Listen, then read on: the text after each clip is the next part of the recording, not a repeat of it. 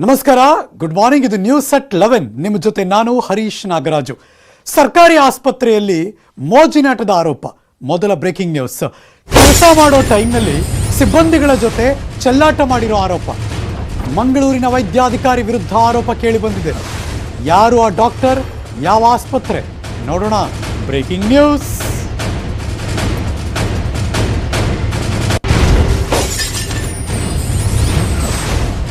ಮಂಗಳೂರಿನ ಈ doctor stethoscope ಬಿಟ್ಟು ಮೋಜಿನಾಟದಲ್ಲಿ ತೊಡಗಿದ್ದಾರಂತೆ. ಕೆಲಸದ ಸಂದರ್ಭದಲ್ಲಿ ಸಿಬ್ಬಂದಿಗಳ ಜೊತೆ, ಮಹಿಳಾ ಸಿಬ್ಬಂದಿಗಳ ಜೊತೆ ಚೆಲ್ಲಾಟ ಮಾಡಿರೋ ಆರೋಪ ಎದುರಿಸುತ್ತಿದ್ದಾರೆ. ಮಂಗಳೂರಿನ ವೈದ್ಯಾಧಿಕಾರಿ ವಿರುದ್ಧ ಕೇಳಿ ಬಂದಿರೋ ಆರೋಪ ಇದು.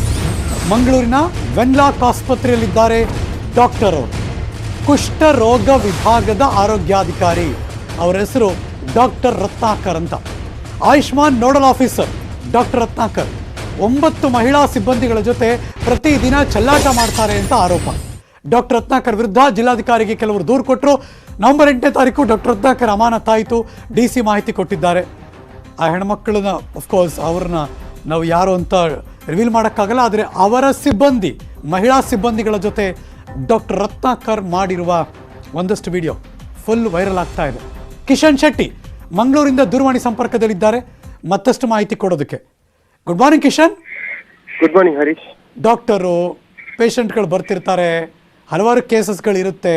ಇದೆಲ್ಲಿ ಈ ಮಹಾಶಯ ಡಾಕ್ಟರು ಇಷ್ಟೆಲ್ಲ ಫ್ರೀ ಆಗಿದ್ದಾರೆ, ಚೆಲ್ಲಾಟದ ವಿಡಿಯೋ ವೈರಲ್ ಆಗ್ತಿದೆ, ಏನಿದು? ಹರೀಶ್, ಈತನ ಹೆಸರು ಡಾಕ್ಟರ್ ರತ್ನಾಕರ್ ಅಂತ ಹೇಳಿ ಸುಮಾರು 4 ಕುಷ್ಠರೋಗ ವಿಭಾಗ ಮತ್ತು ಆಯುಷ್ಮಾನ್ ವಿಭಾಗ ಸೇರಿದಂತೆ ಹಲವು ವಿಭಾಗಗಳ ಮೇಲ್ವಿಚಾರಕ ಈತ ಆಗಿದ್ದಾನೆ. ಈತನ ಕಚೇರಿ ಇರುವಂತದ್ದು ಮಂಗಳೂರಿನ ಜಿಲ್ಲಾಸ್ಪತ್ರೆಯ ಪಕ್ಕದಲ್ಲೇ. ಅಲ್ಲಿ ಸುಮಾರು 9 ಮಂದಿ ಮಹಿಳೆಯರು ಕಾಂಟ್ರಾಕ್ಟ್ ಬೇಸ್ ನಲ್ಲಿ ಕೆಲಸವನ್ನು ಮಾಡ್ತಾ ಇದ್ರು. ಅವ್ರ ಜೊತೆ ಈತ ತುಂಬಾ ಸಲುಗೆಯಿಂದ ಇದ್ದ ಮತ್ತು ಮಹಿಳೆಯರು ಕೂಡ ಈತನೊಂದಿಗೆ ಸಲುಗೆಯಿಂದ ಇದ್ರು ಅನ್ನೋದನ್ನ ವಿಡಿಯೋ ನೋಡುವಾಗ ಸ್ಪಷ್ಟವಾಗಿ ತಿಳಿದು ಬರುತ್ತೆ. ಆದ್ರೆ ಕಿಶನ್ ಯಾರು ಅವರು ಒತ್ತಾಯಪೂರ್ವಕವಾಗಿ ಏನು ಮಾಡ್ತಿಲ್ಲ ಹಂಗಾರೆ? ನಮ್ಗೆ ವಿಡಿಯೋದಲ್ಲಿ ಮೇಲ್ನೋಟಕ್ಕೆ ಗಮನಿಸ್ತಾ ಹೋದ್ರೆ ಎಲ್ರು ಕೂಡ ಕ್ಯಾಶುವಲ್ ಆಗಿ ಇರ್ತಾರೆ, ಒತ್ತಾಯ ಪೂರ್ವಕವಾಗಿ ಮಾಡಿರೋದಲ್ಲ ಅಂತ ಕಂಡು ಬರುತ್ತೆ. ಮತ್ತು ಅಲ್ಲಿ ಇನ್ನೊಬ್ರು ಸಹೋದ್ಯೋಗಿ ಇರ್ತಾರೆ, ಅವರು ಈ ಎಲ್ಲಾ ವಿಡಿಯೋಗಳನ್ನ ಮಾಡಿ ಕಳ್ಸಿರುವಂತದ್ದು. ಯಾಕಂದ್ರೆ ಅವರಿಗೂ ಕೂಡ ಈ ತರ ಸಲುಗೆಯಿಂದ ಇರೋ ಖ್ಯಾತೆ ಬಂದಿದೆ. ಆದ್ರೆ ಇವರು ತುಂಬಾ ಸ್ಟ್ರಿಕ್ಟ್ ಆಗಿದ್ರು, ಯಾವುದೇ ರೀತಿಯಾಗಿ ಆತನನ್ನ ಅಲೌ ಮಾಡ್ಲಿ ಇರ್ತಾ ಇರ್ಲಿಲ್ಲ. ಆದ್ರೆ ಕಣ್ಣೆದುರಲ್ಲಿ ಆಗ್ತಾ ಇರುವಂತಹ ಇಂತಹ ಪುರಾಣವನ್ನ ಗಮನಿಸ್ತಾ ಬೇಸತ್ತು ಅವರು ಈ ರೀತಿಯಾಗಿ ವಿಡಿಯೋವನ್ನು ಮಾಡಿ ಮೊದಲಿಗೆ DC ಅವರಿಗೆ ಕಳಿಸಿದ್ರು.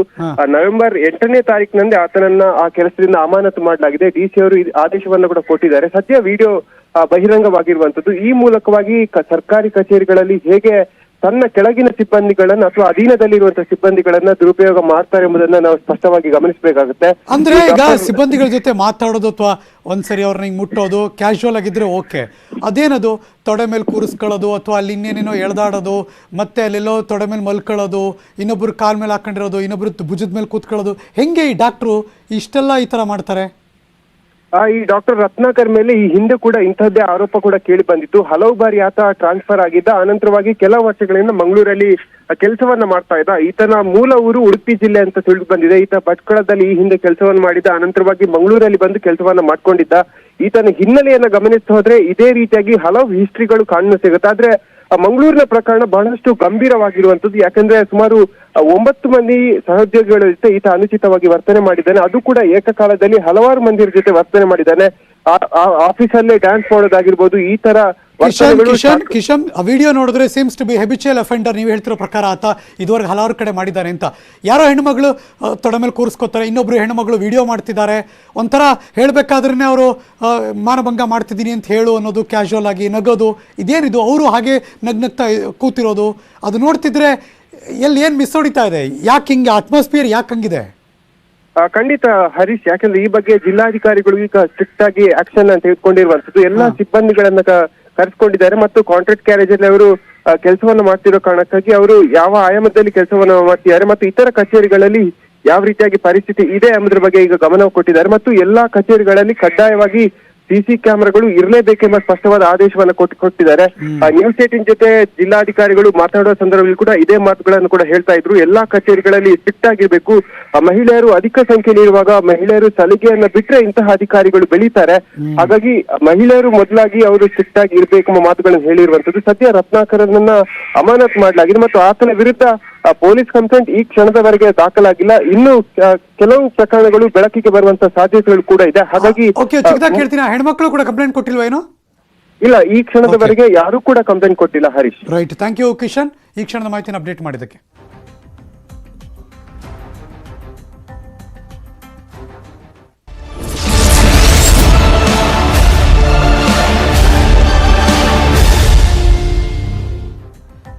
ಎಲ್ಲ ಆರಾಮಾಗಿದ್ಬಿಟ್ಟಿದ್ದೀವಲ್ವಾ, ಕರೋನಾ ಇಲ್ಲ ಬಿಡು, ಆರಾಮಾಗಿ ಓಡಾಡ್ಕೊಂಡು. ಆದರೆ ಈಗಲೂ ಕರೋನಾ ಇದೆ, ಈಗಂತೂ ನಿಧಾನಕ್ಕೆ ಜಾಸ್ತಿ ಆಗ್ತಾ ಇದೆ. ಅದಕ್ಕೆ ಪೂರಕವಾಗಿ ಒಂದು ಬ್ರೇಕಿಂಗ್ ನ್ಯೂಸ್ ಬರ್ತಾ ಇದೆ. ಬೆಂಗಳೂರಿನ ಖಾಸಗಿ ಶಾಲೆಯಲ್ಲಿ ಕರೋನಾ ಸ್ಫೋಟ ಆಗಿದೆ. ವರ್ತೂರ್ ಹತ್ರ ಇದೆ ಈ private school. 33 case. Breaking news.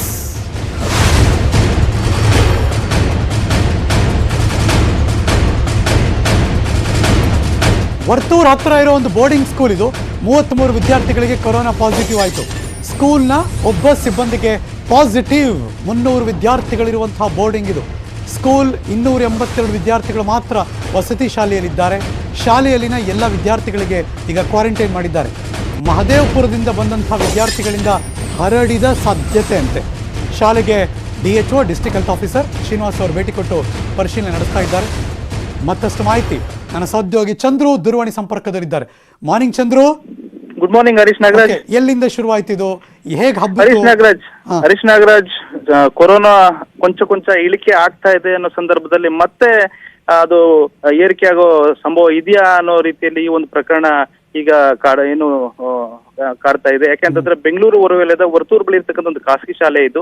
ಇಲ್ಲಿ ಸುಮಾರು 300ಕ್ಕೂ ಹೆಚ್ಚು ಜನ ವ್ಯಾಸಂಗ ಮಾಡ್ತಾರೆ. ಮತ್ತೆ ಬೋರ್ಡಿಂಗ್ ಶಾಲೆ ಆಗಿರೋದ್ರಿಂದ ಸ್ವಲ್ಪ ಆತಂಕ ಹೆಚ್ಚಾಗಿದೆ. ಯಾಕೆಂತಂದ್ರೆ ಸುಮಾರು 300 ವಿದ್ಯಾರ್ಥಿಗಳು ಅಲ್ಲಿ ವ್ಯಾಸಂಗ ಮಾಡೋದು, 282 ಜನ ಆ ಒಂದು ಬೋರ್ಡಿಂಗ್ ಶಾಲೆಯಲ್ಲಿ ವಾಸ ಮಾಡ್ತಾ ಇದ್ರು. ಅದರಲ್ಲಿ ಈಗ 33 ಮಂದಿಗೆ ಜೊತೆಗೆ ಒಬ್ಬ ಸಿಬ್ಬಂದಿಗೆ ಕೊರೋನಾ ಕಾಣಿಸ್ಕೊಂಡಿದೆ. ಹಾಗಾಗಿ ಬೆಂಗಳೂರಿನ ಜಿಲ್ಲಾಡಳಿತ ಕೂಡ DHO ಅವರು ಸ್ಥಳಕ್ಕೆ ಭೇಟಿ ನೀಡಿ ಪರಿಶೀಲನೆ ಮಾಡಿ ಎಲ್ಲಾ ಶಾಲಾ ಮಕ್ಕಳನ್ನ ಕ್ವಾರಂಟೈನ್ ಒಳಪಡಿಸಿದ ಜೊತೆಗೆ ಶಾಲೆಯನ್ನು ಕೂಡ ಬಂದ್ ಮಾಡಲಾಗಿದೆ. ಇದೆಲ್ಲ ಒಂದು ರೀತಿಯಲ್ಲಿ ನಾವು ಕೊರೋನಾ ನಿಯಮಗಳನ್ನ ಪಾಲನೆ ಮಾಡಬೇಕು, ಇನ್ನು ಕೂಡ ಕೊರೋನಾ ನಮ್ಮ ಜೊತೆಲಿ ಇದೆ ಅನ್ನೋದಕ್ಕೆ ಒಂದು ಉದಾಹರಣೆ ಕಾಣ್ತಾ ಇದೆ ಹರೀಶ್ ನಾಗರಾಜ್. ಓಕೆ, ಬಟ್ ಅದೇನದು ಮಹದೇವಪುರದಿಂದ ಬಂದಿರೋ ವಿದ್ಯಾರ್ಥಿಗಳು ಹರಡಿದೆ ಅಂದ್ರೆ ಯಾಕೆ ಆ ವಿದ್ಯಾರ್ಥಿಗಳು ಯಾಕೆ ಕಾರಣ ಆಗ್ತಾರೆ?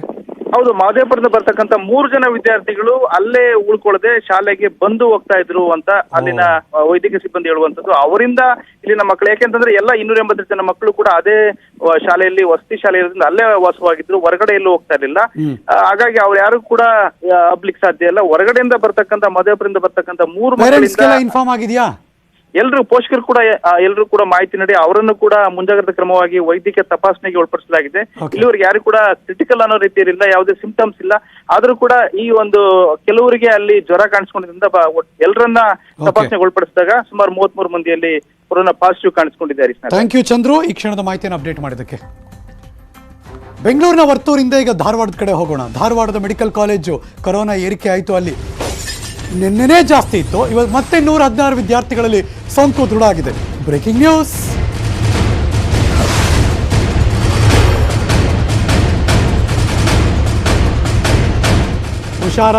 ಹುಷಾರಾಗಿರಿ. ಧಾರವಾಡದ SDM ಮೆಡಿಕಲ್ ಕಾಲೇಜಿನ ಸೋಂಕಿತರ ಸಂಖ್ಯೆ 182ಕ್ಕೆ ಏರಿಕೆ ಆಯಿತು. ನಿನ್ನೆ 66 ಇತ್ತು, ಇವತ್ತು ಇನ್ನೂ ಜಾಸ್ತಿ ಆಯಿತು. 116 ಜನರಲ್ಲಿ ಈಗ ಕೊರೋನಾ ಪಾಸಿಟಿವ್ ಕಾಣಿಸ್ಕೊಂಡಿದೆ. ಹಾಸ್ಟೆಲ್ ಸೀಲ್ ಡೌನ್ ಮಾಡಿದ್ದಾರೆ ಜಿಲ್ಲಾಡಳಿತದವರು. ಬೇರೆ ಮಾರ್ಗ ಇಲ್ಲ, ಮಾಡಲೇಬೇಕು. ಇನ್ನೂ ಅನೇಕರ ತಪಾಸಣೆಯನ್ನು ನಡೆಸಬೇಕಾಗಿದೆ ಆರೋಗ್ಯ ಇಲಾಖೆ. ಧಾರವಾಡದಲ್ಲಿ ಕೊರೋನಾ ಆತಂಕ ಹೆಚ್ಚಾಗ್ತಾ ಇದೆ. ಉತ್ತರ ಕರ್ನಾಟಕದ ಹೆಬ್ಬಾಗಿಲು ಹುಬ್ಬಳ್ಳಿ ಧಾರವಾಡ ಆ ಭಾಗ. ಧಾರವಾಡದ ಪ್ರತಿಷ್ಠಿತ ಮತ್ತು ಪ್ರಸಿದ್ಧಿ ಪಡೆದಿರುವಂಥ ಮೆಡಿಕಲ್ ಕಾಲೇಜ್ SDM ಕಾಲೇಜ್ ಇದು. ಆ ಕಾಲೇಜಿನಲ್ಲಿ ಇದೀಗ ಒಟ್ಟಾರೆ ಇದುವರೆಗೆ 116 + 66 182 ಏರಿಕೆ ಆಗಿದೆ. ಇದೀಗ ಅಲ್ಲಿ ಬಂದು ಪರಿಶೀಲನೆ ಮಾಡ್ತಿದ್ದಾರೆ. ಹಾಸ್ಟೆಲ್ ಸೀಲ್ ಡೌನ್ ಮಾಡಿದ್ದಾರೆ ಜಿಲ್ಲಾಡಳಿತದವರು.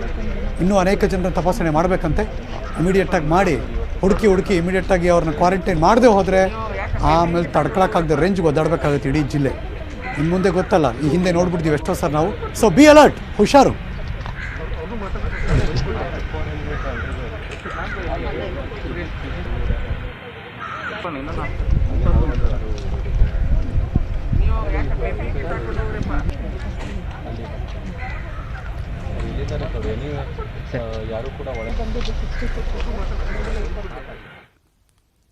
SSLC ವಿದ್ಯಾರ್ಥಿಗಳಿಗೆ ಸಿಗ್ತಾ ಇದೆ ಒಂದು ಗುಡ್ ನ್ಯೂಸ್. ಈ ಬಾರಿ SSLC ಪಠ್ಯ ಕಡಿತಕ್ಕೆ ಸರ್ಕಾರ ಚಿಂತನೆ ಮಾಡ್ತಿದ್ದಾರೆ. 20% ಪಠ್ಯ ಕಡಿತಕ್ಕೆ ಶಿಕ್ಷಣ ಸಚಿವರು ಚಿಂತನೆ ನಡೆಸ್ತಾ ಇದ್ದಾರೆ. Breaking news.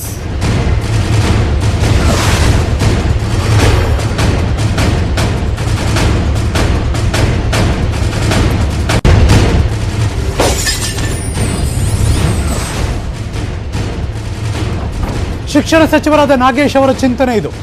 ಈ ಬಾರಿ SSLC ಓದೋ ಮಕ್ಕಳಿಗೆ ಅವರ ಪಠ್ಯದಲ್ಲಿ 20% ಏನಿದೆ ಅಷ್ಟು ಸಿಲೆಬಸ್ನ ಪಠ್ಯವನ್ನು ಕಡಿತ ಮಾಡೋಣ ಅನ್ನೋ ಚಿಂತನೆ ಮಾಡ್ತಿದ್ದಾರಂತೆ. 20% ಪಠ್ಯ ಕಡಿತ ಮಾಡುವ 80% ಮಾತ್ರ ಪಠ್ಯ ಬೋಧನೆ ಅಂತ, 80% ಪಠ್ಯ ವಿಷಯಕ್ಕೆ ಮಾತ್ರ ಪರೀಕ್ಷೆ ನಡೆಯುತ್ತೆ ಅನಿಸುತ್ತೆ. ತರಗತಿ ತಡವಾಗಿ ಆರಂಭ ಆಗಿದೆ. ಈ ಹಿನ್ನೆಲೆಯಲ್ಲಿ ಕಡಿತ ಮಾಡುವುದರ ಬಗ್ಗೆ ಚಿಂತನೆ ಮತ್ತು ಸಾಧ್ಯತೆಗಳು ದಟ್ಟವಾಗಿದೆ. ಪ್ರತಿ ವರ್ಷ 240ಕ್ಕೂ ಹೆಚ್ಚು ದಿನ ಬೋಧನೆಗೆ ಅವಕಾಶ ಸಿಗ್ತಾಯಿತ್ತು. ಈ ಬಾರಿ ಬರೀ 140ಕ್ಕಿಂತ ಕಡಿಮೆ ದಿನಗಳು ಮಾತ್ರ ಬೋಧನೆಗೆ ಅವಕಾಶ ಸಿಗ್ತಾ ಇದೆ. ಇದರಿಂದ ಶಿಕ್ಷಕರು ಮತ್ತು ವಿದ್ಯಾರ್ಥಿಗಳ ಮೇಲೆ ತುಂಬ ಪ್ರೆಷರ್, ಒತ್ತಡ ಜಾಸ್ತಿ ಆಗ್ತಾ ಇದೆ. ಹೀಗಾಗಿ ಪಠ್ಯ ಕಡಿತಕ್ಕೆ ಮುಂದಾಗಿದೆ ಶಿಕ್ಷಣ ಇಲಾಖೆ. ಇವತ್ತು ತಜ್ಞರು ಅಧಿಕಾರಿಗಳ ಜೊತೆ ಸಚಿವರಾದಂಥ ನಾಗೇಶ್ ಅವರು ಸಭೆ ನಡೆಸ್ತಾರೆ. ಇವತ್ತೇ ಶಿಕ್ಷಣ ಇಲಾಖೆಯ ಅಧಿಕೃತ ಆದೇಶ ಹೊರಗೆ ಬರುವ ಎಲ್ಲ ಲಕ್ಷಣಗಳು ಕಾಣಿಸ್ತಾ ಇದೆ.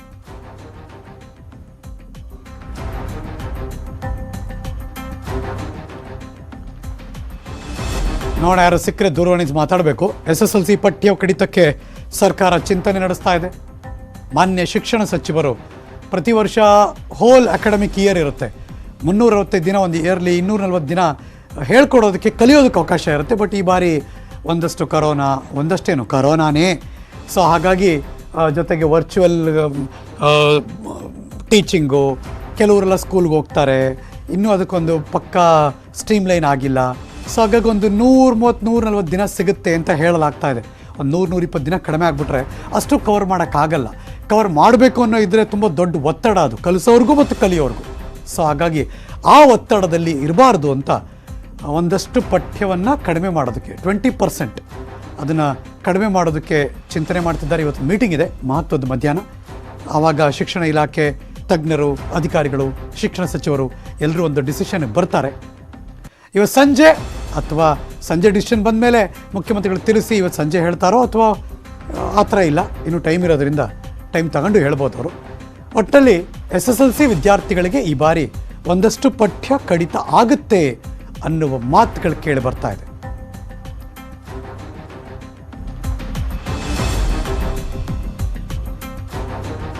ಶಿಕ್ಷಣ ಸಚಿವರನ್ನ ದೂರವಾಣಿ ಸಂಪರ್ಕಕ್ಕೆ ತರೋದಕ್ಕೆ ಟ್ರೈ ಮಾಡ್ತಿದ್ದೀವಿ. ಸಾಹೇಬರು ಇನ್ನೂ ಸ್ಪಂದನೆ ವ್ಯಕ್ತಪಡಿಸಿಲ್ಲ. ಸೊ ಹಾಗಾಗಿ ವಿ ಆರ್ ವೈಟಿಂಗ್. ಅವ್ರ ಜೊತೆ ಮಾತಾಡೋಣ, ಅವರಿಂದನೇ ಅಫಿಷಿಯಲ್ ಆಗಿ ನಿಮಗೆ ಮಾಹಿತಿ ಕೊಡಿಸೋ ಕೆಲಸ ಮಾಡೋಣ ಅಂತ ನಾನಂತೂ ಕಾಯ್ತಾ ಇದ್ದೀನಿ. ಅವರು ಮೀಟಿಂಗ್ಲಿದ್ದಾರೆ. ಸೊ ಹಾಗಾಗಿ ಇವಾಗ ಮಾತಾಡೋಕ್ಕೆ ರೆಡಿ ಇಲ್ಲ. ಮೀಟಿಂಗ್ ಮುಗಿದ ಮೇಲೆ ಮತ್ತೆ ಕನೆಕ್ಟ್ ಮಾಡುವ.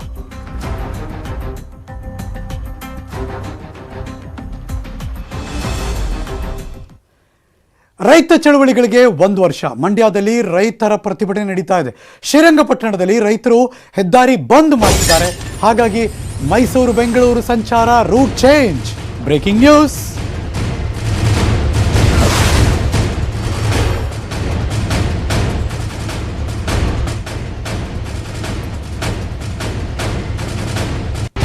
ಈ ಕ್ಷಣ ನೀವು ನೋಡ್ತಿರುವಂತಹ ಬ್ರೇಕಿಂಗ್ ನ್ಯೂಸ್. ರೈತರು ಚಳವಳಿ ಮಾಡ್ತಿದ್ದಾರೆ. ಮೈಸೂರು ಮತ್ತು ಬೆಂಗಳೂರು ನಡುವೆ ಗ್ಯಾರಂಟಿ ದೊಡ್ಡ ಟ್ರಾಫಿಕ್ ಜಾಮ್. ರೈತರೆಲ್ಲ ಮೈಸೂರು ಬೆಂಗಳೂರು ಹೆದ್ದಾರಿಯನ್ನು ಬಂದ್ ಮಾಡಿ ಅವರು ಪ್ರತಿಭಟನೆ ನಡೆಸ್ತಾ ಇದ್ದಾರೆ. ಶ್ರೀರಂಗಪಟ್ಟಣ, ಮಂಡ್ಯ, ಮದ್ದೂರು ಮಾರ್ಗಗಳನ್ನು ಬದಲಾವಣೆ ಮಾಡಿದ್ದಾರೆ. ಮಳವಳ್ಳಿ, ಕನಕಪುರ ಮಾರ್ಗದ ಮೂಲಕ ಬಸ್ ಹೋಗ್ಬೋದು. ಮೈಸೂರು ಬೆಂಗಳೂರು ಕಂಪ್ಲೀಟ್ ಮಾರ್ಗವನ್ನು ಬದಲಾವಣೆ ಮಾಡಿದ್ದಾರೆ. ಬಿಕಾಸ್ ಹೈವೇ ಬಂದ್ ಆಗಿದೆ. ರೈತರೆಲ್ಲ ಪ್ರೊಟೆಸ್ಟ್ ಮಾಡ್ತಿದ್ದಾರೆ. ಬೆಂಗಳೂರಿಗೆ ಬಸ್ ಹೈವೇನಲ್ಲಿ ಬಸ್ಗಳಿಗೆ ಹಾನಿಯಾಗೋ ಸಾಧ್ಯತೆ ಇರೋದ್ರಿಂದ ಬಸ್ ರೂಟ್ ಚೇಂಜ್ ಮಾಡಿದ್ದಾರೆ. ಯಾರ್ಯಾರು ಮೈಸೂರು ಟು ಬೆಂಗಳೂರು, ಬೆಂಗಳೂರು ಟು ಮೈಸೂರು ಓಡಾಡ್ತಿದ್ದೀರೋ ನಿಮ್ಮೆಲ್ಲರ ಗಮನಕ್ಕೆ ನ್ಯೂಸ್ 18 ಕನ್ನಡದ ಮೂಲಕ ಮೈಸೂರು ಶಿವಮೊಗ್ಗ ರೂಟ್ ಕೂಡ ಬದಲಾವಣೆ ಆಗಿದೆ. ಮೈಸೂರು ತುಮಕೂರು ಅಲ್ಲೂ ಕೂಡ ರೂಟ್ ಬದಲಾವಣೆ ಆಗಿದೆ. KRS ಮೂಲಕ ಶಿವಮೊಗ್ಗ ತುಮಕೂರಿಗೆ ಬಸ್ ಸಂಚಾರದ ವ್ಯವಸ್ಥೆ ಮಾಡ್ತಿದ್ದಾರೆ. ಹೆದ್ದಾರಿಲಿ ಓಡಾಡಬೇಡಿ, ಬಿಕಾಸ್ ಹೆದ್ದಾರಿ ಬಂದ್ ಆಗಿದೆ. ಹೆದ್ದಾರಿ ಬಿಟ್ಟು ಹಳ್ಳಿಗಳಲ್ಲಿ ರಸ್ತೆಗಳಲ್ಲಿ ಸಂಚರಿಸಿ ಸ್ಥಳ ತಲುಪ್ತಾ ಇದ್ದಾರೆ ಸಾರಿಗೆ ಬಸ್ಸುಗಳು. ಬೇರೆ ಆಪ್ಷನ್ ಇಲ್ಲ. ಮೈಸೂರಿಂದ ಬೆಂಗಳೂರು ಬರಬೇಕಾದ್ರೆ ಸಾಮಾನ್ಯವಾಗಿ ಬೆಂಗಳೂರು ಟು ಮೈಸೂರು ನೇರವಾಗಿ ಓಡಾಡ್ತೀವಿ. ಅದರ್ವೈಸ್ ಬನ್ನೂರು, ಮಳವಳ್ಳಿ, ಆ ಮೂಲಕ ಕನಕಪುರ ಹಿಂಗೆ ಬರಬೇಕು, ಸುತ್ತಕೊಂಡು ಆ ಮಾರ್ಗ ಬರಬೇಕು. ಇಲ್ಲಾಂದರೆ ಈ ಕಡೆ ಹಾಸನ ಆ ರೂಟಲ್ಲಿ ಬಂದು ಈ ಕಡೆ ಬೆಂಗಳೂರು ಜಾಯಿನ್ ಆಗಬೇಕು. ಒಟ್ಟಿನಲ್ಲಿ ಯಾವುದೇ ಆದರೂ ಬಳಸೆ ಇಲ್ಲ ಅಂತಲ್ಲ, ಬಟ್ ಎಲ್ಲ ಹೆದ್ದಾರಿಗಳನ್ನು ಬಂದ್ ಮಾಡೋ ಆಲೋಚನೆ. ಹಾಗಾಗಿ ಹೆವಿ ಟ್ರಾಫಿಕ್ ಜಾಮ್. ಹುಷಾರಾಗಿರಿ. ಮೈಸೂರು ಟು ಬೆಂಗಳೂರು ಮತ್ತು ಬೆಂಗಳೂರು ಟು ಮೈಸೂರು ಓಡಾಡೋರು ಇವತ್ತು. ಇನ್ನು ಮಂಡ್ಯ ಸಿಟಿನಲ್ಲೂ ಕೂಡ ರೈತರಿಂದ ರಸ್ತೆ ತಡೆ ಕೂಡ ನಡೀತಾ ಇದೆ. ಹೌದು, ಮಂಡ್ಯ ನಗರದಲ್ಲೂ ಕೂಡ ರೈತರು ರಸ್ತೆ ತಡೆ ನಡೆಸುತ್ತಿದ್ದಾರೆ. ಬನ್ನೂರು ಮಾರ್ಗವಾಗಿ ಮೈಸೂರಿಗೆ ಬಸ್ ಬಿಡ್ತಿದ್ದಾರೆ. ಪರ್ಯಾಯ ಮಾರ್ಗದ ವ್ಯವಸ್ಥೆಯನ್ನು ಮಾಡಿದ್ದಾರೆ ಕೆಎಸ್ಆರ್ಟಿಸಿನವರು. Breaking news.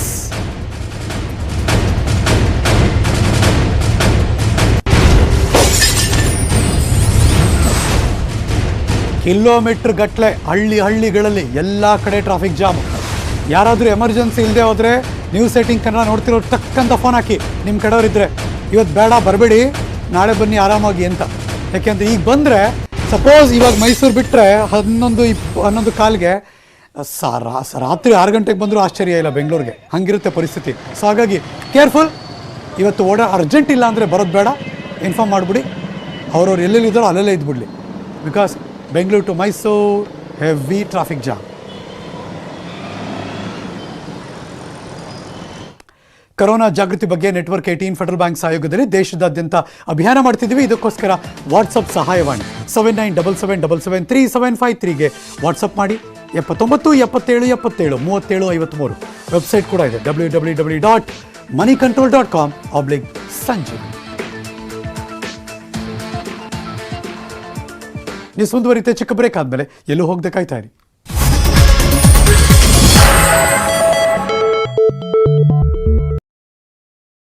Welcome back. Chamundi ಬೆಟ್ಟದ ತಪ್ಪಲಿನ ಸಾವಿರಾರು ಎಕರೆ ಭೂ ವಿವಾದ ರಾಜ ಮನೆತನದ ಪರ ತೀರ್ಪು ನೀಡಿದೆ ಸುಪ್ರೀಂ ಕೋರ್ಟ್.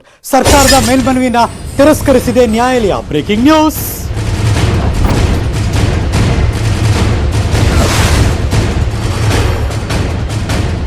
ಚಾಮುಂಡಿ ಬೆಟ್ಟದ ತಪ್ಪಲಿನ ಸಾವಿರಾರು ಎಕರೆ ಭೂ ವಿವಾದ ಇದು ರಾಜ ಮನೆತನದ ಪರವಾಗಿ ತೀರ್ಪನ್ನು ಕೊಟ್ಟಿದೆ ಸುಪ್ರೀಂ ಕೋರ್ಟ್. ಸರ್ಕಾರದ ಮೇಲ್ಮನವಿಯನ್ನ ತಿರಸ್ಕರಿಸಿದೆ ನ್ಯಾಯಾಲಯ. ಕುರುಬಾರಹಳ್ಳಿ, ಆಲನಹಳ್ಳಿ, ಚೌಡಹಳ್ಳಿಯ 1536 ಎಕರೆ ಭೂಮಿ ಇದು. ಈ ಹಿಂದೆ ರಾಜ ಮನೆತನದ ಆಸ್ತಿ ಅಂತ ತೀರ್ಪು ನೀಡಿತ್ತು ಹೈಕೋರ್ಟ್. ಹೈಕೋರ್ಟ್ ತೀರ್ಪನ್ನು ಸುಪ್ರೀಂ ಕೋರ್ಟ್ನಲ್ಲಿ ಪ್ರಶ್ನೆ ಮಾಡಿತ್ತು ಸರ್ಕಾರ. ರಾಜ್ಯ ಸರ್ಕಾರದ ಅರ್ಜಿಯನ್ನು ತಿರಸ್ಕರಿಸಿದೆ ಸುಪ್ರೀಂ ಕೋರ್ಟ್. 1536 ಎಕರೆಗಾಗಿ ರಾಜ್ಯ ಸರ್ಕಾರದ ಹೋರಾಟ ಅಂತ್ಯ ಆಯಿತು. ರಾಜ ಮನೆತನದಿಂದ ಭೂಮಿ ಖರೀದಿಸಿದವರ ಹೆಸರಿಗೆ ಖಾತೆಗಳನ್ನು ಕೊಟ್ಟಿದ್ದಾರೆ. ರಾಜ ಮನೆತನದವರಿಗೆ ಖಾತೆ ಕಂದಾಯ ಮಾಡಿಕೊಡಬೇಕು ಸರ್ಕಾರ. ಖಾತೆ ಕಂದಾಯ ಮಾಡಿಕೊಡದ ಸರ್ಕಾರದ ನಿರ್ಲಕ್ಷ್ಯ ಆರೋಪ. ರಾಜ ಮನೆತನದಿಂದ ಸಲ್ಲಿಸಿದ್ದ ನ್ಯಾಯಾಂಗ ನಿಂದನೆ ಅರ್ಜಿ ವಿಚಾರಣೆ ಡಿಸೆಂಬರ್ 7ಕ್ಕಿದೆ. ಸುಪ್ರೀಂ ಕೋರ್ಟ್ ತೀರ್ಪನ್ನು ಪಾಲಿಸದಿದ್ದರೆ ಜಿಲ್ಲಾಧಿಕಾರಿ ಮತ್ತು ರಾಜ್ಯ ಸರ್ಕಾರದ ಕಂದಾಯ ಇಲಾಖೆಯ ಪ್ರಧಾನ ಕಾರ್ಯದರ್ಶಿಗೆ ಸಂಕಷ್ಟ ಶುರುವಾಗುತ್ತೆ. ಅಲ್ಲಿಗೆ ಈ ಬ್ಯಾಟಲ್ನಲ್ಲಿ, ಈ ಹೋರಾಟದಲ್ಲಿ ರಾಜ ಮನೆತನದವರು ಗೆದ್ದಿದ್ದಾರೆ. 1536 ಎಕರೆ.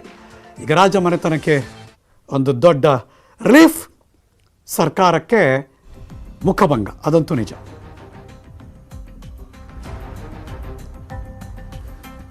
ಮತ್ತಷ್ಟು ಮಾಹಿತಿ ನನ್ನ ಸಹೋದ್ಯೋಗಿ ಮೈಸೂರಿಂದ ದಿವ್ಯೇಶ್ ಲೈವ್ ಜಾಯಿನ್ ಆಗ್ತಿದ್ದಾರೆ.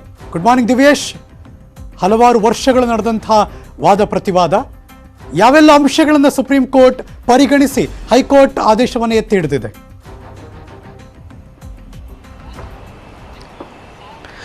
ಹರೀಶ್, ಏನಂತಂದ್ರೆ ಈಗ ಮೈಸೂರಿನ ಒಂದು ಚಾಮುಂಡಿ ಬೆಟ್ಟ ಸುತ್ತಮುತ್ತಲಿರುವಂತಹ ಸುಮಾರು 1536 ಎಕರೆ ಒಂದು ಭೂಮಿ ಏನಿದೆ, ಈ ಭೂಮಿಯನ್ನ ಇಂದು ಏನು 2010 ಮತ್ತು 11ರಲ್ಲಿ ಮೈಸೂರಿನ ಜಿಲ್ಲಾಧಿಕಾರಿಗಳಾಗಿದ್ದಂತಹ ಹರ್ಷ ಗುಪ್ತಾ ಅವರು ಈ ಒಂದು ಭೂಮಿಯನ್ನ ಖರಾಬು ಭೂಮಿ ಅಂತೇಳಿ ಒಂದು ಗುರುತನ್ನ ಮಾಡ್ತಾರೆ. ಜೊತೆಗೆ ಇದನ್ನ ಖರಾಬು ಭೂಮಿ ಅಂತೇಳಿ ಗುರುತನ್ನ ಮಾಡ್ತಾರೆ. ಅನಂತರದಲ್ಲಿ ಈ ಒಂದು ಖರಾಬು ಭೂಮಿನ ವಿಚಾರದಲ್ಲಿ ಏನು ಮೂಲ ವಾರಸುದಾರರೇನಿದ್ರು ಅಂದ್ರೆ ಚಾಮುಂಡಿ ಏನು ಮೈಸೂರಿನ ಅರಮನೆಯ ವತಿಯಿಂದ ಮತ್ತು ಅರಮನೆ ರಾಜರ ವತಿಯಿಂದ ಒಂದು ಬಳುವಳಿಗೆ ಪಡೆದಂತ ಮಾಲೀಕರು ಇರ್ಬೋದು, ಜೊತೆಗೆ ಅರಮನೆಯ ಒಂದು ರಾಜಮನೆತೆಗೆ ಸೇರಿದಂತಹ ವ್ಯಕ್ತಿಗಳ ಒಂದು ಏನಿತ್ತು ಆಸ್ತಿ ಏನಿತ್ತು, ಈ ಆಸ್ತಿಯ ಬಗ್ಗೆ ಒಂದು ಖರಾಬು ಭೂಮಿ ಅಂತೇಳಿ ಅದನ್ನ ವಶಪಡಿಸಿಕೊಳ್ಳುವ ನಿಟ್ಟಿನಲ್ಲಿ ಜಿಲ್ಲಾಡಳಿತ ಮುಂದಾಗ್ತದೆ. ಹಾಗಾಗಿ ಇದನ್ನ ಪ್ರಶ್ನಿಸಿ ಜಿಲ್ಲಾಧಿಕಾರಿಗಳ ನ್ಯಾಯಾಲಯದಲ್ಲೇ ಒಂದು ಪ್ರಶ್ನೆ ಏನಾಗ್ತಾರೆ. ಆ ನಂತರದಲ್ಲಿ ಸುಮಾರು 2015ರಲ್ಲೂ ಸಹ ಏನಂದ್ರೆ ಸಿಕಾಂ ಅವರು ಒಂದು ಜಿಲ್ಲಾಧಿಕಾರಿಗಳಾದಂತಹ ಸಂದರ್ಭದಲ್ಲೂ ಕೂಡ ಇದೇ ರೀತಿ ಸುಮಾರು 2000 ಎಕರೆಯನ್ನ ಖರಾಬು ಭೂಮಿ ಅಂತೇಳಿ ಕೂಡ ಆವಾಗಲೂ ಕೂಡ ಅದೇ ರೀತಿಯ ತೀರ್ಪನ್ನ ಒಂದು ನೀಡ್ತಾರೆ. ಹಾಗಾಗಿ ಈ ಒಂದು ತೀರ್ಪನ್ನ ಪ್ರಶ್ನಿಸಿ ಮೈಸೂರಿನ ರಾಜಮನೆತನದವರು ಮತ್ತು ಆ ಒಂದು ಭೂಮಿಯನ್ನ ಅನುಭವಿಸುತ್ತಿದ್ದಂತಹ ಮೂಲ ವಾರಸುದಾರರೇನಿದ್ರು ಇವರು ಈ ಒಂದು ತೀರ್ಪನ್ನ ಪ್ರಶ್ನಿಸಿ ಹೈಕೋರ್ಟ್ ಅನ್ನ ಮೊರೆ ಹೋಗ್ತಾರೆ.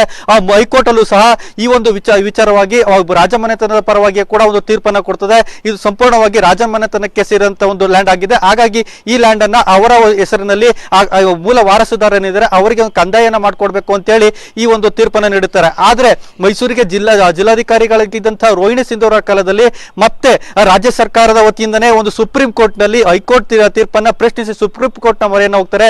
ಹೋದಂತ ಸಂದರ್ಭದಲ್ಲಿ ಸುಪ್ರೀಂ ಕೋರ್ಟ್ ಕೂಡ ಈಗ 23 ತಾರೀಕು ವಿಚಾರಣೆ ನಡೆಸಿ ಈಗಲೂ ಸಹ ಈ ಒಂದು ತೀರ್ಪನ್ನು ಏನು ರಾಜ್ಯ ಹೈಕೋರ್ಟ್ ನೀಡಿದಂತ ಒಂದು ತೀರ್ಪೇನಿತ್ತು ಆ ತೀರ್ಪನ್ನೇ ಎತ್ತಿ ಹಿಡಿದು ಇಡೀ ಸಂಪೂರ್ಣವಾದಂತಹ ಒಂದು ತೀರ್ಪನ್ನ ಒಂದು ಮೈಸೂರು ರಾಜಮನೆತನದ ಒಡೆತನಕ್ಕೆ ನೀಡಿರುವಂತದ್ದು. ಈ ಮೂಲಕ ಏನು ರೋಹಿಣಿ ಸುಂದೂರಿ ಅವರ ಕಾಲದಲ್ಲಿ ಏನು ತೀರ್ಪನ್ನ ಏನು ನ್ಯಾಯಾಲಯದ ನಿರ್ದೇಶನ ಇತ್ತು, ಎಲ್ಲರಿಗೂ ಅವರ ಹೆಸರಿಗೆ ಒಂದು ಕಂದಾಯವನ್ನ ಮಾಡಿಕೊಡ್ಬೇಕು ಅನ್ನೋ ಒಂದು ನಿರ್ದೇಶನ ಇತ್ತು.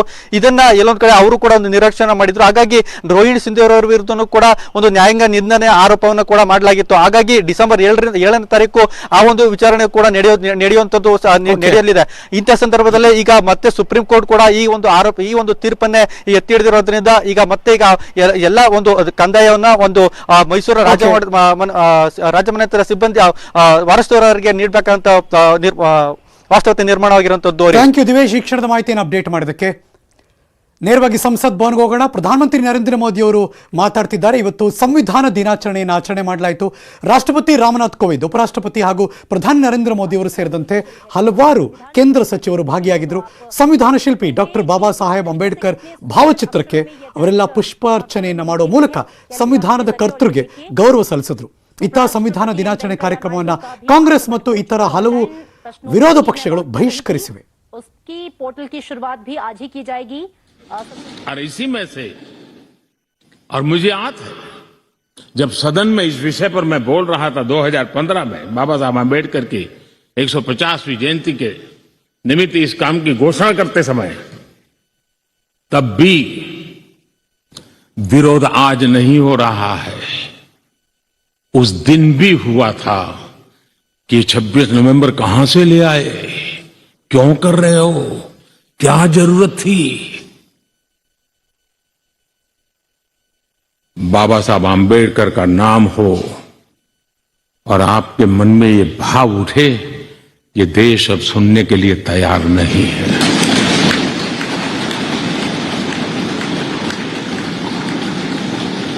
और आज अब भी बड़ा दिल रख करके खुले मन से बाबा साहब आम्बेडकर जैसे मनीषियों ने देश को जो दिया है, इसका पुण्य स्मरण करने की तैयारी न होना, ये भी एक चिंता का विषय है. साथियों, भारत एक संवैधानिक लोकतांत्रिक परंपरा है. राजनीतिक दलों का अपना एक अहम महत्व है और राजनीतिक दल भी हमारी संविधान की भावनाओं को जन जन तक पहुंचाने का एक प्रमुख माध्यम है. लेकिन संविधान की भावना को भी चोट पहुंची है. संविधान के एक एक धारा को भी चोट पहुंची है जब राजनीतिक दल अपने आप में अपना लोकतांत्रिक कैरेक्टर खो देते हैं. जो दल स्वयं लोकतांत्रिक कैरेक्टर खो चुके हो, वो लोकतंत्र की रक्षा कैसे कर सकते हैं.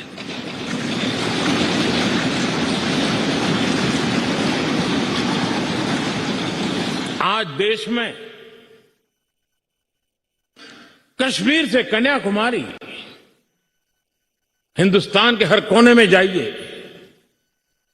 भारत एक ऐसे संकट की तरफ बढ़ रहा है जो संविधान को समर्पित लोगों के लिए चिंता का विषय है, लोकतंत्र के प्रति आस्था रखने वालों के लिए चिंता का विषय है.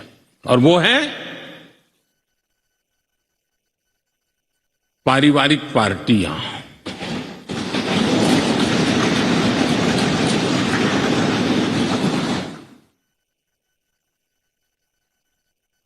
ರಾಜನೈತಿಕ ದಳ. ನ್ಯೂಸ್ ಮುಂದುವರಿತ ಒಂದು ಚಿಕ್ಕ ಬ್ರೇಕ್ ಆದಮೇಲೆ ಬ್ರೇಕ್ ಮುಂಚೆ ನಿಮ್ಮೆಲ್ಲರ ಗಮನಕ್ಕೆ, ದೇಶದಲ್ಲಿ ಎಲ್ಲರಿಗೂ ಕೊರೋನಾ ವ್ಯಾಕ್ಸಿನ್ ಸಿಗಬೇಕು ಅನ್ನೋದು ನೆಟ್ವರ್ಕ್ 18 ಆಶಯ. ಫೆಡರಲ್ ಬ್ಯಾಂಕ್ ಅಪೋಲೋ ಸಹಯೋಗದೊಂದಿಗೆ ನೆಟ್ವರ್ಕ್ 18 ಈ ಆಶಯಕ್ಕೆ ದೇಶವ್ಯಾಪಿ ಬಲ ಸಿಕ್ಕಿದೆ. ಎಲ್ರಿಗೂ ವ್ಯಾಕ್ಸಿನ್ ಅನ್ನೋ ಜಾಗೃತಿ ಮೂಡಿದೆ.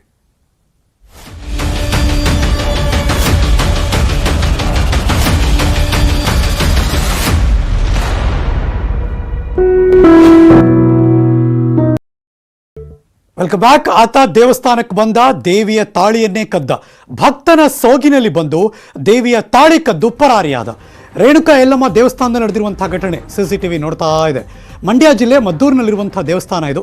ಅರ್ಚಕರು ಹೊರಗೋದ್ರು, ಹೋಗ್ತಾ ಇದ್ದಾಗೇನೆ ತಾಳಿ ಕದ್ದು ಅಲ್ಲಿಂದ ಓಡ್ದ ಕಳ್ಳನ ಕೈಚಳಕ ಸಿಸಿಟಿವಿಲಿ ಸರಿಯಾಯಿತು. ಗರ್ಭಗುಡಿಗೆ ನುಗ್ಗಿ ದೇವಿ ವಿಗ್ರಹಕ್ಕೆ ಹಾಕಿದ್ದ 6 ಗ್ರಾಂ ಚಿನ್ನದ ತಾಳಿ ಕಿತ್ತ ಪರಾರಿಯಾದ. ಮದ್ದೂರು ಪೊಲೀಸ್ ಠಾಣೆಯಲ್ಲಿ ಪ್ರಕರಣ ದಾಖಲಾಗಿದೆ.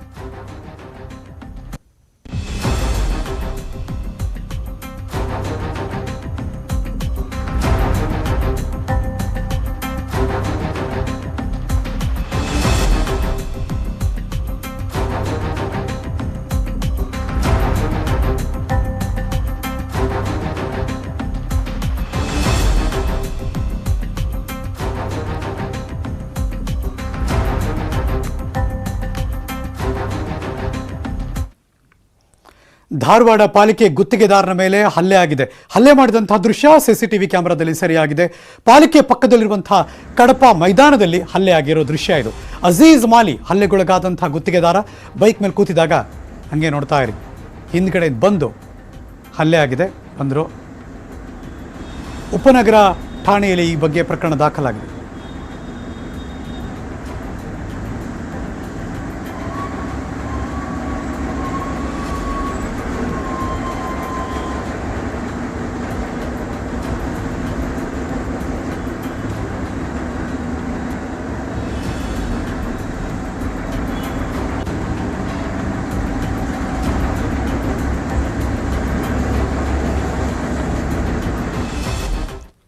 ಇತ್ತೀಚೆಗೆ ಹಾಸನದ ಬಗ್ಗೆ ಮಾತಾಡ್ತೀವಿ. ಸ್ಟೋರಿ ಅಂದರೆ ಅದು ಆನೆ ನುಗ್ಗಿರೋ ಕಥೆನೇ ಆಗಿರುತ್ತೆ. ಹಂಗಿದೆ ಕತೆ.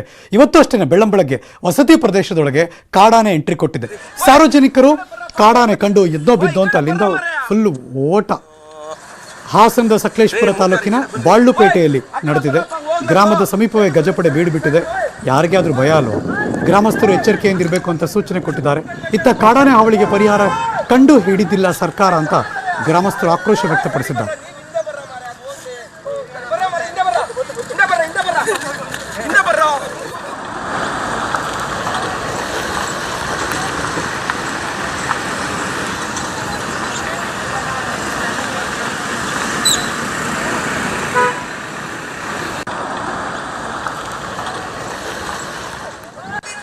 ಈ ಕಡೆ ಬರ್ರ ಮಾರಾಯ. ಮೂರ್ ಜನ ಈ ಕಡೆ ಬನ್ರಿ. ಆ ಕಡೆ ಬರ್ರಪ್ಪ, ಹೋಗ್ಲದು.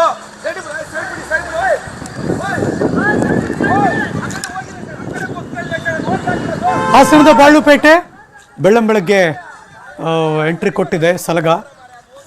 ಅರಣ್ಯಾಧಿಕಾರಿಗಳಿಂದ ಎಚ್ಚರಿಕೆ ಕೊಟ್ಟಿದ್ದಾರೆ. ಬಟ್ ಇದನ್ನ ಯಾಕೆ ಹೆಂಗೆ ಎದುರ್ಕೊಂಡೆ ಬದುಕಬೇಕಾ ನಾವು ಅಂತ ಅವರು ಕೇಳ್ತಿದ್ದಾರೆ. ಕರೆಕ್ಟೇ. ಇದಕ್ಕೊಂದು ಶಾಶ್ವತ ಪರಿಹಾರ ಕಡಿ ಅಂತ ಗ್ರಾಮಸ್ಥರು ಕೂಡ ಆಕ್ರೋಶ ವ್ಯಕ್ತಪಡಿಸಿದ್ದಾರೆ. ಗಡಿ ಜಿಲ್ಲೆ ಚಾಮರಾಜನಗರದಲ್ಲಿ ಹುಲಿ ಹಿಡಿಬೇಕು ಅಂತ ಒಂದು ಬೋನ್ ಇಟ್ಟಿದ್ರು. ಹುಲಿ ಬೀಳಲಿಲ್ಲ, ಚಿರತೆ ಬಿತ್ತು. ಚಾಮರಾಜನಗರ ತಾಲೂಕಿನ ಅರ್ಕಲವಾಡಿ ಗ್ರಾಮದಲ್ಲಿ ನಡೆದಿರುವಂತಹ ಘಟನೆ ಇದು. ಹುಲಿ ಕಾಟ ಹೆಚ್ಚಾಗಿತ್ತು. ಹಾಗಾಗಿ ಅರಣ್ಯ ಇಲಾಖೆ ಹುಲಿ ಸೆರೆಗೆ ಅಂತ 15 ದಿನದ ಹಿಂದೆ ಬೋನ್ ಇಟ್ಟಿದ್ರು. ಆದರೆ ಇದೀಗ ಹುಲಿ ಬದಲು ಚಿರತೆ ಸೆರೆಯಾಗಿದೆ. ಯಾವುದೋ ಒಂದು 2 ಡೇಂಜರಸ್ ತಾನೆ ಬಿತ್ತಲ್ಲ. ಬೋನ್ ಬಿತ್ತು, ಚಿರತೆಯನ್ನು ಅರಣ್ಯ ಅಧಿಕಾರಿ ಈಗ ಕಾಡಿಗೆ ಬಿಟ್ಟರು. ಇನ್ನು ಹುಲಿ ಹಿಡಿಯೋದೊಂದು ಬಾಕಿ ಇದೆ. ಇನ್ನು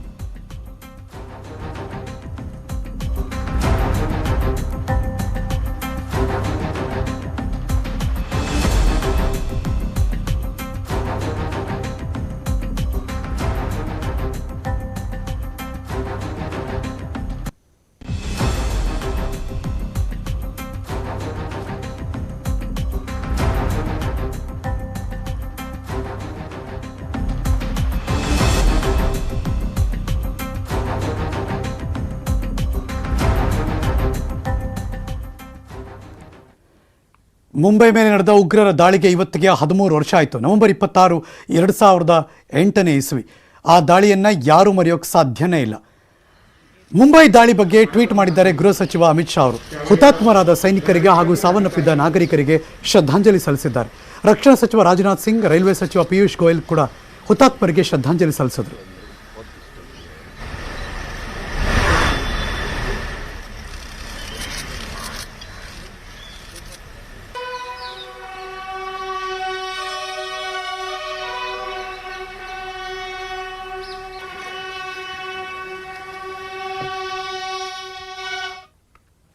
ಇಲ್ಲಿಗೆ ಈ ಕ್ಷಣದ ನ್ಯೂಸ್ ಮುಗಿಸಿ ನಾನು ಹೋಗಿ ಬರ್ತೀನಿ. ಮತ್ತೆ ಸಿಗ್ತೀನಿ ಮುಂದಿನ ಸುದ್ದಿಗಳಲ್ಲಿ. ಪಕ್ಕಾ ನ್ಯೂಸ್ಗೆ ನೀವು ಯಾವಾಗಲೂ ನೋಡ್ತಾ ಇರಿ News18 ಕನ್ನಡ.